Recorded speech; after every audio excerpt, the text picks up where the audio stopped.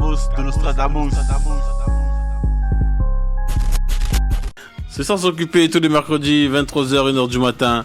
Donc là, on va passer à Nesbill. Nesbill, de retour. Hein. Franchement, après combien de temps d'absence? Une dizaine d'années. Hein. Ouais, 10 ans, je crois. Je crois que c'est 10 ans. Franchement, Nesbill qui a sorti son dernier projet. Hein. Zonar des étoiles. ADHX. Ouais. Donc à Nesbill, est de retour. Pour les plaisirs des aficionados des belles formules. Franchement. On va dire ça comme ça. Là, ça a toujours été un mec en fait qui a toujours en fait des formules marquantes. Hein. Donc on va se rappeler, tu vois, donc de l'appellation Roi sans couronne, hein, qui était le nom en vérité d'un de ses projets qu'il avait fait et tout. Après ne pas avoir eu le succès qu'il pensait. Et donc il avait fait un projet un peu refanchard qu'il avait appelé Roi sans couronne, qui n'avait pas vendu plus également. Et aujourd'hui c'est une expression qui est reprise par tout le monde. Et souvent en fait lorsqu'on a des artistes en fait qu'on estime super forts et qui ne fonctionnent pas, on dit en fait c'est un roi sans couronne. Mais le copyright de ce bail là en fait c'est Nesbill. Oh, c'est clair. C'est à lui qu'appartient cette expression là. Donc total respect, et j'ai envie de dire que lorsque tu fais 10 ans d'absence et que tu reviens en fait avec une intro RSC, comme il l'a fait et tout, franchement ça a fait revivre en moi des certaines sensations de quand j'étais plus jeune, tu vois. Mais franchement ça m'a fait penser à l'intro en fait de la mélodie des briques, tu vois. Donc une de ces marques de fabrique, tu vois. Donc tu rentres dans un morceau, plein de formules, tu dis des choses qui, tu vois, tu mets des images, c'est complet en fait, tu vois. Ça veut dire que c'est un artiste que j'affectionne particulièrement parce que c'est un mec qui techniquement a une palette en fait super large. Et, il a un flow bien à lui, des gimmicks super particulières. Il écrit avec des images. En même temps, il rime. En même temps, il fait des insonances. En même temps, il fait des dissonances. Ça veut dire que, techniquement, là, on est sur du très haut niveau. Oh, on est sur du très très haut niveau. Et donc, je t'avoue que quand l'intro RSC, en fait, elle a commencé à taper dans mes oreilles, je suis pas passé au 2, j'ai pull-up encore. J'ai pull-up, j'ai écouté, et une troisième fois, j'ai re-pull-up. J'ai dit non, j'ai dit c'est un petit peu trop. Et une des phases, en fait, qui m'a fait pull-up et tout, je vais pas la dire trait pour trait parce que je m'en souviens pas exactement, mais c'est lorsque il dit derrière un grand homme, c'était pas une femme, mais en fait il y a eu des braves, il y a eu ceci, tu vois. Et tu vois, ça c'est une des forces en fait de ce mec là, en fait, c'est de pouvoir se réapproprier des formules populaires et en fait pouvoir en faire et en faire en fait des trucs, des images grandioses en fait. Parce que lui en fait lorsqu'il raconte sa vie, tu vois, le fait en fait qu'il a pu réussir derrière et qu'il revienne en fait 10 ans après, c'est parce que il le dit en fait de manière imagée, en fait c'est qu'il y avait des mecs en fait qui l'ont épaulé derrière lui, tu vois. Et j'ai trouvé que franchement t'as vu, c'était beau, tu vois. Donc après t'as vu, nous ça nous parle, hein, les trucs, les générations Virex. Moi j'avoue. Myriam, je sais pas si tu connais cette génération là, tu vois. Il faut que tu te replonges dans les clips des années 90, des années 2000, tu vois, les rap new-yorkais, tu vois. Donc à l'époque où les cuirs de couleur étaient à la mode. Franchement. Tu vois. Diplomate. Voilà, les diplomates, les trucs et tout. Donc on aimait ce truc là, tu vois. Nous on rêvait quand on était ici, on dit le bouc il a la Virex. Je te jure, laisse tomber. Non, c'était quelque chose. Donc ouais, donc c'est lourd. Donc après, je vais passer d'abord les morceaux solo, après les feats, tu vois. Donc on a Zone Euro, donc qui est l'un des singles en fait qui a lancé le truc, tu vois. Donc en plus avec un clip avec une esthétique, tu vois, donc comme on aime, tu vois, donc en noir et blanc, tu vois, tout sur fond, et en fait les mecs ils débitent et ils racontent des choses, hein, comme d'hab, tu vois. On a le morceau Memphis. Ouais, Memphis c'est un de ses meilleurs morceaux. Et c'est un gros morceau, hein. Memphis. Non. Memphis. Donc rappelle-moi, Memphis, donc c'est bien le morceau là où ils disent 1 million de vues. Je pense que j'ai 1 million sur mon Ouais, compte. c'est ça. Cette phase-là. Non, j'avoue. Non, mais Oh, c'est c'est cette phase-là, ça veut dire que tu vois, ça c'est vraiment, tu vois, tout, donc symptomatique de ce qu'est Nesbill. Ah. Donc le mec, en fait, il t'a juste dit, en fait, en une formule, 1 million de vues, les mecs pensent que j'ai 1 million sur mon compte. Et ça veut tout dire. Et franchement, c'est chaud, c'est chaud. Donc, franchement, donc, t'as ça.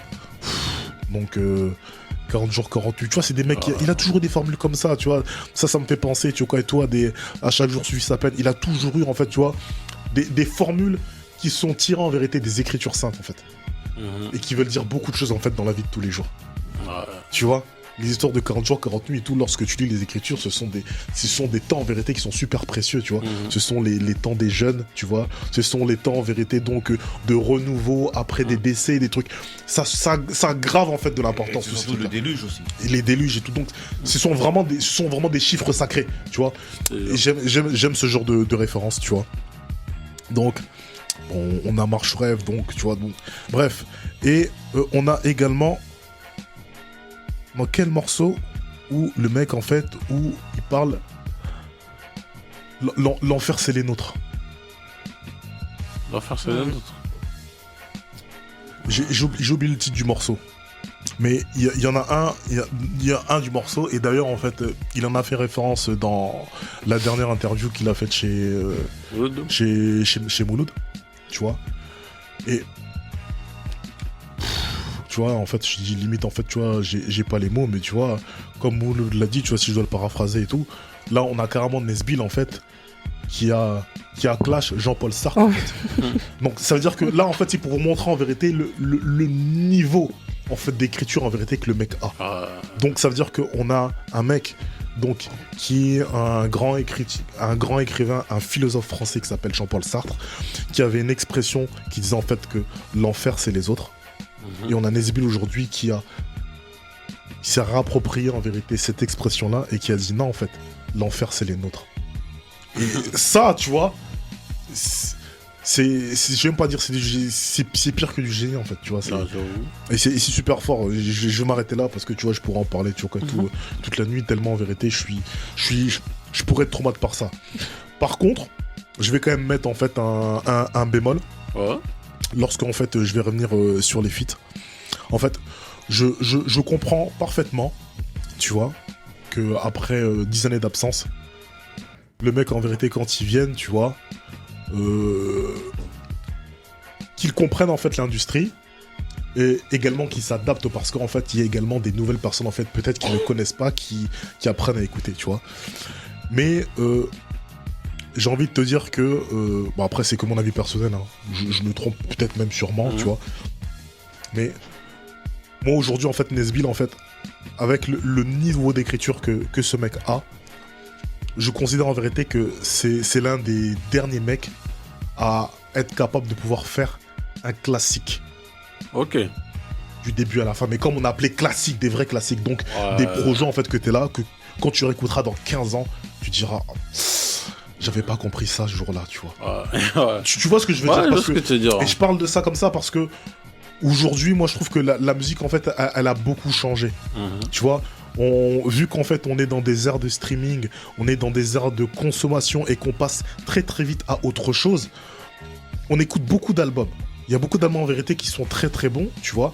Maintenant, moi, les questions que je me pose, c'est que les albums, en fait, que je trouve peut-être des fois des nouvelles générations bons aujourd'hui, est-ce que je serais capable de pouvoir les réécouter et toujours les kiffer en vérité dans 5 ans sans nostalgie, mais vraiment, donc de manière intrinsèque de me dire et tout, ah, ce qu'ils savaient, et tu vois, il y avait du jus, tu vois. Et pour moi, dans les mecs en fait qui sont encore en activité, Nesbill, c'est l'un des derniers en fait qui est encore capable de pouvoir faire un classique, tu vois, sans pour autant qu'on puisse s'émouvoir des années plus tard en disant que c'était juste de la nostalgie. Ok. Donc c'est juste ce petit truc là. Mais après, t'as vu, j'ai envie de te dire que je comprends, tu vois. Donc les feats qui ont été faits, la manière aussi dont c'est fait, tu vois. Il y a de l'adaptation et c'est aussi une preuve d'intelligence. Donc en fait, en tout cas, les gens qui n'ont pas écouté, moi je dis tout.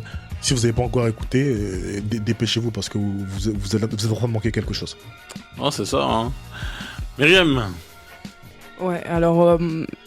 moi, je vais commencer en disant que En fait, toutes ces années où j'entendais parler de Nesbill, Salif et tout pendant leur absence, déjà moi j'ai plus connu leur carrière en absence qu'en activité. Et à chaque fois, il y avait un truc qui revenait quand on parlait de Nesbill, c'est les gens qui disaient si Nesbill avait été dans cette époque, dans cette génération-là, il aurait fait un bordel. Et moi, je me disais, c'est un peu un discours facile en fait. Je me disais, peut-être pas et tout. Je sais pas s'il sonnerait bien dans les musicalités d'aujourd'hui et tout. Et cet album, c'est la preuve que en fait. C'est vraiment, à n'importe quelle époque, il aurait fonctionné. Et je pense même beaucoup plus maintenant. Parce que, en fait, déjà, quand j'ai écouté l'album et que l'intro, c'est une gifle en fait, c'est tout. Pour moi, c'est le meilleur. Je sais pas si c'est parce que ça m'a fait un choc quand je l'ai entendu, mais pour moi, c'est le meilleur son de l'album. Pourtant, c'est une intro.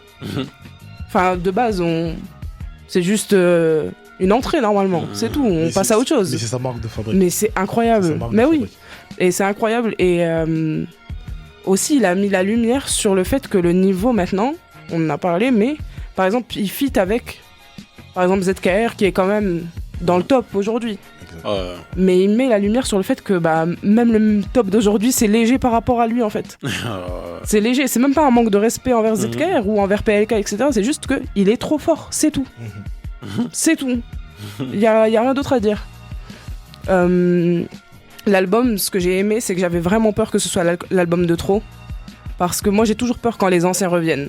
J'ai trop peur qu'ils fassent le disque de trop ou le son de trop ou bien qu'ils aient mal vieilli et tout et qu'ils deviennent bizarres. Mais pas Nesbill, bien évidemment. De toute façon, toutes les idées que j'avais en tête, il les a démontées. C'est un album là où il se victimise pas. Il fait juste des constats. Effectivement. En fait, c'est vraiment... il a conscience... Enfin, il fait bien la différence. Moi, je le comprends comme ça entre eux. Il essaye de rentrer dans la tête des gens. Le succès d'estime et le succès tout court, c'est pas la même chose. Et... il connaît sa part de responsabilité dans ce qu'il a fait. Il fait 2-3 allusions à des problèmes qu'il a eus. Et ça se voit qu'il a pris une grosse claque en maturité. Et là, par contre, il y a un truc, c'est que il en a parlé avec Mouloud. Et je veux reparler d'un truc avec Mouloud, c'est que la maturité de Nesbill, depuis son premier projet, et jusqu'à maintenant, il a 43 ans, elle a jamais changé. Comment ça se fait ? Parce qu'il a toujours été prêt en fait. Mais c'est un truc de fou. Il a toujours été prêt. Il a toujours été constant.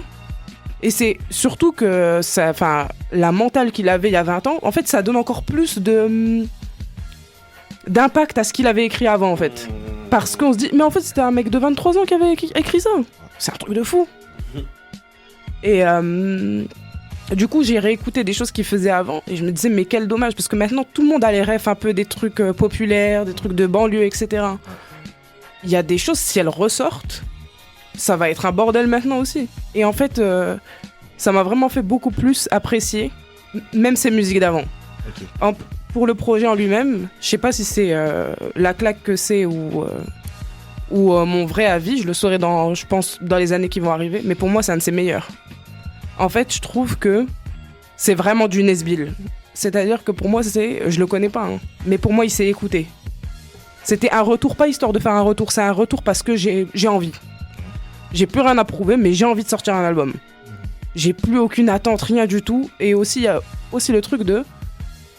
je reviens sur ce que je disais tout à l'heure, c'est... Il connaît sa part de responsabilité, mais comme quand il dit l'enfer c'est les nôtres, c'est « vous m'avez pas aidé ». Vous m'avez pas aidé. Voilà. Mais c'est tout, l'histoire est comme ça. Et je pense que... tu l'as dit tout à l'heure, on aime bien les histoires comme ça des fois. On aime bien. Vrai, l'histoire de Nesbill, elle est trop belle. C'est horrible, hein. C'est dommage pour lui, mais on aime bien. C'est horrible. Excuse-moi, hein, je vais couper Dubé avant qu'il puisse intervenir. Le truc que je disais en off et tout, tu vois. Pour moi, Nesbill, c'est le père en fait de ce qu'on pourrait appeler en vérité et tout l'emo rap en fait. Ça a toujours été un mec en fait qui livrait en vérité ses émotions, tu vois, et qui faisait le constat en vérité d'un mec en fait qui est en train de chuter ou bien qui est en dépression. Et c'est l'un des premiers en fait à avoir couché des sentiments aussi noirs en vérité et nous les partager. Tu vois, et c'est même l'un des premiers en fait à avoir fait vraiment des morceaux où il parlait des sentiments, des trucs et tout, tu vois. Non, franchement, non. Respect. Mais du coup, pour l'album, je trouve que je te rejoins sur un truc, c'est que les feats, en fait, c'est un sans faute, mais pour moi, par exemple, le feat avec Landy, ça fait un peu tâche. Ok. Je pense qu'il avait pas trop sa place là. Encore une fois, je respecte ce que Landy fait, mais je pense pas qu'il était bon dans le truc.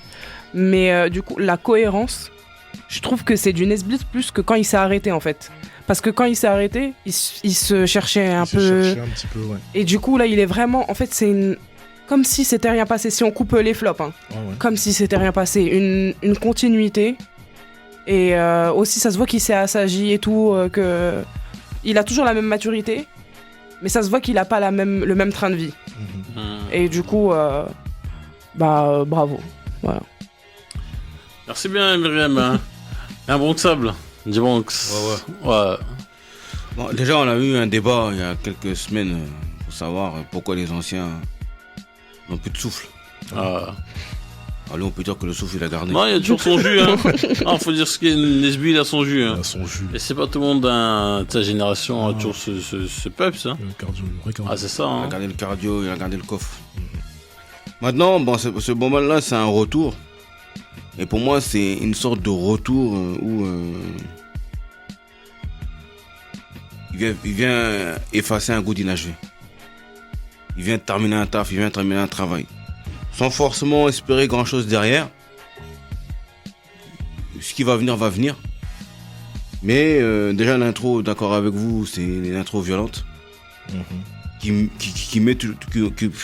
fait planter directement le décor.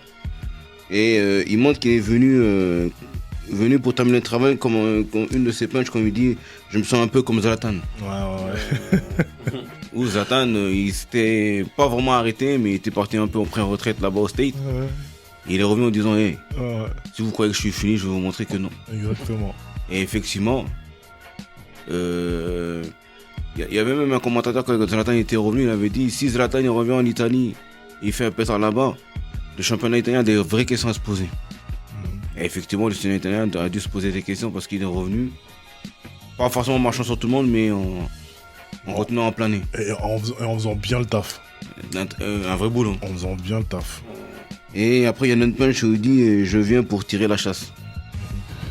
En gros, c'est ça, c'est que il y a une odeur qui reste, tu vois, une odeur un peu nauséabond, bizarre, de goût d'inachevé, il est venu régler ça. Après, il revient aussi Génération Avirex. Parce qu'il faut savoir que cette fameuse marque là, c'est un peu il présente ça un peu comme le très kaki du ghetto en fait. C'est que tu mets ta veste là, tu sors et en gros tu pars à la guerre.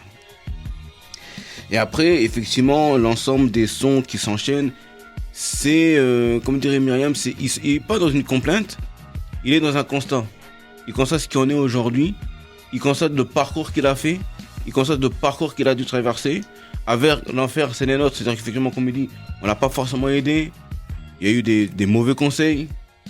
Des gens, tu vois, qui sont, au moment où il explique qu'il est dans le carré VIP, et les gens qui sont autour de lui en train de s'enjailler avec lui, attendre sa chute, ou guette sa chute, des choses comme ça. Et en plus, ce beau mal-là, il est quand même très rude. Même s'il a 43 piges. Totalement rude, mec. Il a 43 piges, il a pris de la hauteur, il a pris du recul, il a pris de la maturité, mais il est toujours dans le wood. Mais il est dans le wood autrement. Parce que tu sais, à un moment donné, on dit le ghetto, à un moment donné, il faut le quitter. Le problème, c'est pas d'y être à 40 piges. C'est dans le ghetto, tu y es, mais tu es dans quelle posture? Tu es dans quel positionnement? Et lui, effectivement, il a montré qu'il a trouvé son positionnement dans le ghetto.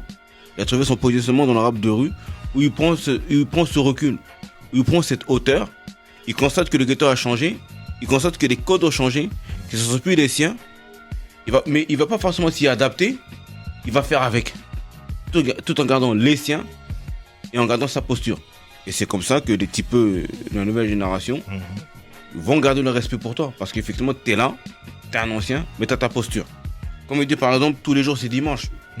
Tous les jours c'est dimanche, il explique tout simplement que le ghetto, c'est plus comme avant où t'avais 40 personnes qui étaient là posées. On savait même pas ce que chacun foutait là. Aujourd'hui, c'est un ghetto où bon, ça zone un peu moins, ça zingue un peu moins. Ça s'enferme en train de fumer des chichas, en train de prendre des... C'est quoi, c'est les ballons là. En train de prendre des ballons, des trucs comme ça. Et il y a une phrase de fou qui est dite, mais elle est dite par Orelsan. Hein. Il dit, dimanche, le contraire de la création. Ah ouais. C'est-à-dire qu'effectivement, on est dans un ghetto où il y a toujours des hustlers, mais c'est plus des hustlers qui cherchent forcément à construire. Il y en a peut-être de moins en moins. C'est des hustlers qui vivent leur moment, mais ils ne savent pas où ce moment-là va les amener.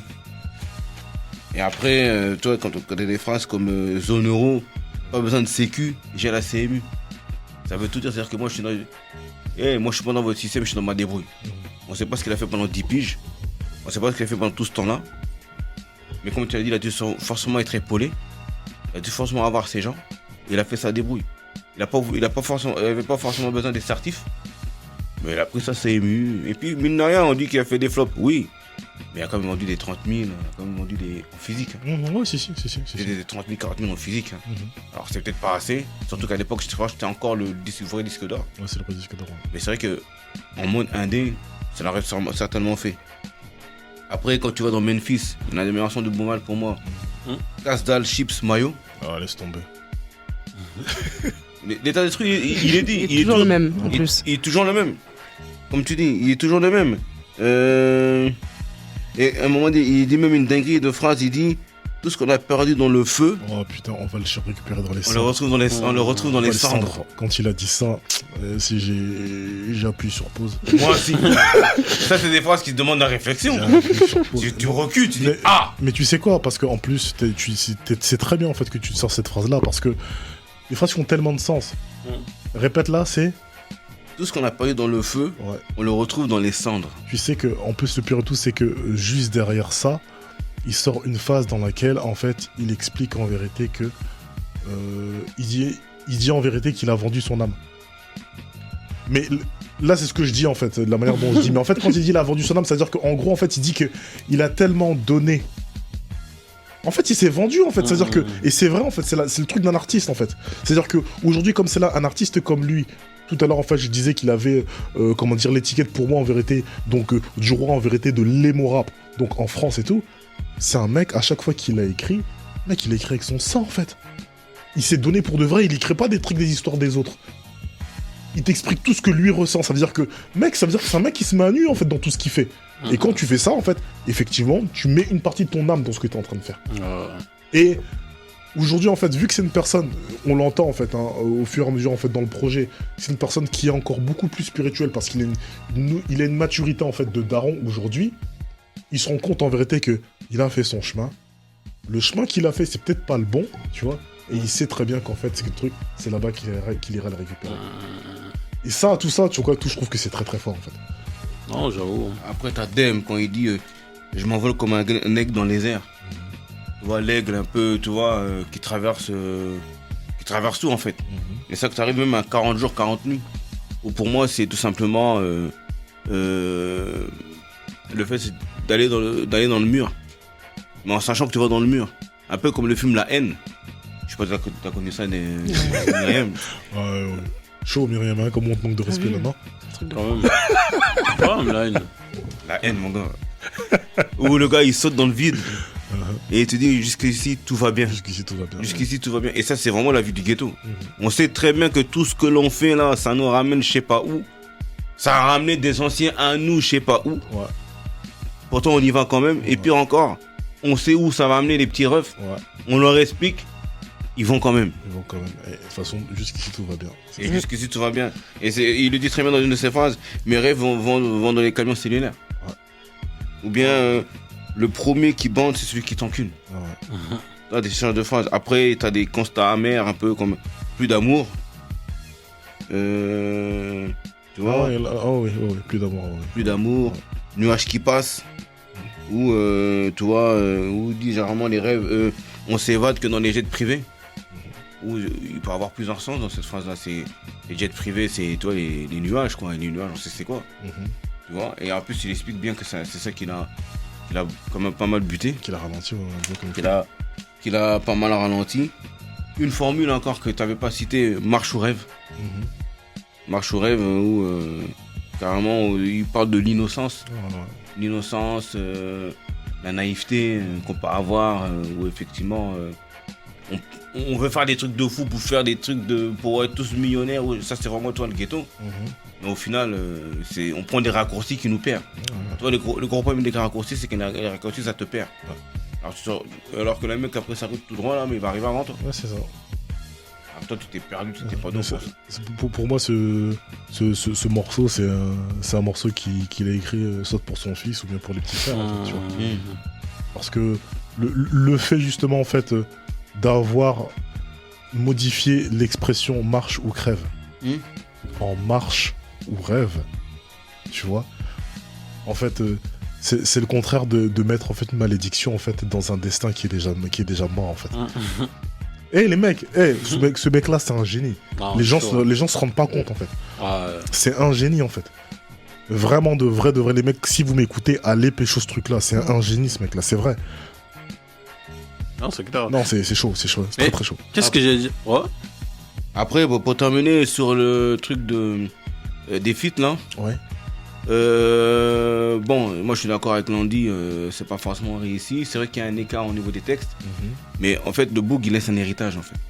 Oui. C'est un héritage qu'il laisse. Oui. À la nouvelle génération qui arrive, qui ont plus ou moins sa mentale, là, tu vois, des ZKR, exactement, ça c'est des vrai PLK, aussi. C'est vrai aussi. des Landy, des Z. Il laisse cet héritage-là en disant, en gros, voilà mon parcours, faites ce que vous avez à faire. Faites votre boulot. Il donne pas forcément des leçons, il dit, faites ce que vous avez à faire avec ça. Et le juste petit bémol, c'est que pour moi, Nesbill, c'est quelqu'un qui a un panel très large artistique. Et on l'a pas forcément vu dans ce projet-là, qui est très rue. Il est vraiment venu très rue. Ah, moi j'aime bien ça. Non, c'est ça. Moi j'aime bien ça. Mais c'est vrai qu'il y avait d'autres choses à. Non, mais franchement, l'album de Nesbill, hein, franchement, c'est carré. Mais le problème, c'est quoi? Mais businessment parlant, qu'est-ce que ça va donner? Parce que tu sais, pour moi, Nesbill, c'est comme si c'était des médias ou bien des puristes qui attendaient Nesbill en fait. Hein. Parce qu'il n'y avait que ça, Nesbill. C'est pour nous qu'il a fait. Wow, sans couronne, etc. Tu vois ce que je veux dire? Et bon, maintenant il est là. Est-ce que ces mêmes personnes vont suivre? En fait, et c'est ça le problème. Franchement, moi aussi, j'étais à la place de Nesbill. Soit c'est maison de disque ou bien avec qui il a signé, Belek ou quoi. Franchement, bon, peut-être il l'a fait. Hein. Ah, tu veux mon album? Vas-y, bon, donne-moi 100K et je te ponds un album. Tu vois ce que je veux dire? Mais non, si c'est pour sortir un album et espérer d'avoir le disque d'or, tout ça, ou bien je ne sais pas c'est quoi son but, hein, c'est pour le kiff ou quoi que ce soit. Parce que à ce temps-ci, en 2022, je suis dire, un mec comme Dennis Bill, s'il doit sortir des projets, il doit avoir ses propres conditions. Ouais. Tu vois, je suis dire quoi. Il ne veut pas sortir comme ça juste pour le kiff ou quoi que ce soit. Ouais, mais je vois ce que tu veux dire, mais moi ce que j'ai envie de dire, c'est que. Parce que. C'est un mec, en fait, donc, d'une autre génération, qui n'a. Je vais répéter, qui n'a pas eu les retours en vérité que. Qui n'a pas eu les retours en vérité à la hauteur en fait de ce que lui a apporté. Et le fait en vérité qu'il revienne aujourd'hui et que justement en fait il y ait cette passation en fait avec les nouvelles grosses têtes en fait de maintenant, tu vois. Moi je trouve en vérité que c'est important pour la legacy. On est souvent en train de se dire et tout, ouais, les mecs, comme on est là et tout, tu vois, le rap francophone, c'est compliqué parce que t'as vu, les typeux, ils donnent pas de respect en vérité aux anciens, tout truc qui tourne. Là, en fait, on a un mec, ça faisait 10 ans, il avait rien sorti. Il est venu, il a pris des mecs en fait qui sont chauds du moment. Il leur a dit, je fais un projet, et les mecs en vérité sont venus. Et 10 ans pendant lesquels on l'a réclamé surtout. Je pense que ça a dû le travailler quand même. Donc ça veut dire que ça, pour moi déjà, en vérité, c'est un grand pas en avant. Comme d'hab, en fait, pour moi, c'est toujours un mec en fait qui ramène quelque chose dans le game. Voilà. Parce que le fait en fait d'être sorti en vérité donc de sa cachette ou bien de sa montagne en fait au bout de 10 ans, et de pouvoir faire en fait cette passation en fait avec les nouveaux mecs en vérité qui run la musique aujourd'hui, tu vois. En fait, c'est une ouverture pour que on puisse continuer en fait à donner le respect en vérité aux anciens. Parce que dans tout ce qui a été fait, dans tous les feats qui ont été là et tout, c'est lui qui a mis la pression. Ouais, c'est clair. Hein. Non, tu vois, il a mis la pression. C'est lui qui a mis la pression. Non, c'est ça. Et en plus, pour un ancien comme Nesbill, et ça fait plus de 10 ans qu'on l'a pas entendu. Il est en forme, hein. Il est en forme, frère. Oh non, il est vraiment en forme. Je veux dire, franchement, il n'y a rien perdu. Hein. Non, rien perdu. Et puis il y a un truc aussi, je rebondis que maintenant, mais par rapport à son morceau Marche ou Rêve, en fait dans l'album, on dirait qu'il réalise que malgré le ventre mou, qu'il n'a pas eu les retours et tout, c'est quand même un gros bonus tout ce qu'il a eu en fait, tout ce qu'il a vécu. C'est un truc de fou en fait, parce que de base, tu prends ces textes du début, ça reste un banlieusard qui part de rien en fait. Ouais. Qu'il ait eu du succès ou des disques d'or ou pas, c'est un truc de fou quand même ce qu'il a vécu. Et déjà, il a réussi en fait. Sans tout ce qui est argent, cela, il a réussi. Il a réussi sa vie parce que, et ça il l'a répété et il le répète encore dans ce son-là, dans ce projet-là, le plus important c'est de pas faire les mêmes erreurs que les générations avant en fait. Il a toujours ce truc avec les darons ou les grands frères et tout qu'on voit finir soit toxico, soit au PMU, soit... T'as déjà réussi si t'es sorti de ce schéma-là. Ouais.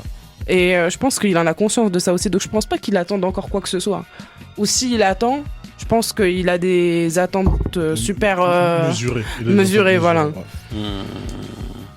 Non, mais en tout cas, j'espère que pour lui... il va continuer dans le jeu. Hein. Ah ouais. En tout cas, il n'y a rien perdu. La hein. stratégie est pas mauvaise. Déjà parce que il a fité avec la nouvelle génération. Ouais. Tous les feats avec la génération, quasiment il les a clippés. Ouais. Il les a quasiment tous clippés. Ok. Après, comme tu dis, c'est une question de contrat. C'est quel type de contrat il va faire. Pour des artistes comme il y a des positionnements à avoir. Tu vois, si il signe un contrat qui est plus ou moins avantageux et qui ne demande pas forcément de vendre énormément pour être rentable, et surtout passer par beaucoup de concerts et beaucoup de petits concerts ou même de voir même des showcases. Pour lui, en termes d'économie, ça peut le faire. Ah, Showcase. Showcase, je pense pas. Je pense pas. Showcase. C'est un artiste de concert, Nesbill. Non, Showcase qui va faire un concert. T'as pas vu son album quand il est mélancolique? Showcase. Non. Mais quand on dit showcase, C'est quoi? tu vois dans une chicha d'ancien là, ça le fait. Hein. Bah oui, mon gars. Il sera obligé de prendre des morceaux à l'ancienne. Il y a des anciens qui vont en chicha. Il y a des chichas pour les anciens. Le marché, c'est une sorte de segmentation. Il y a des segmentations, mon type. Quel chicha ils vont les anciens du Bronx? Ou ici à Lille, là. Le Trouf. Le Trouf, tu vois des anciens. Ah ouais, mon type. Il y a même la chicha, là, à quelques minutes, là, je sais même plus comment elle s'appelle, là. Une chicha d'ancien aussi. Ah ouais, il y a des chichas d'anciens. Non, en tout cas... MRG du B. Pour la pub. En tout cas, je pense que Nesbill va refuser. Et je pense que Nesbill, c'est un gars plus de concerts que des showcases ou bien... Ah, je suis d'accord avec toi, c'est plus les concerts, mais tu vois... Donc, moi, je te parle de marché. C'est-à-dire qu'effectivement, quand je dis des concerts, c'est pas forcément des concerts à plus de 500 personnes. Son marché, c'est pas dans les chichas, son marché à Nesbill. Moi, je te parle du mode de consommation. Le mode de consommation. Moi, je pense qu'il y a des anciens à Nesbill qui sont capables d'aller consommer dans un certain confort.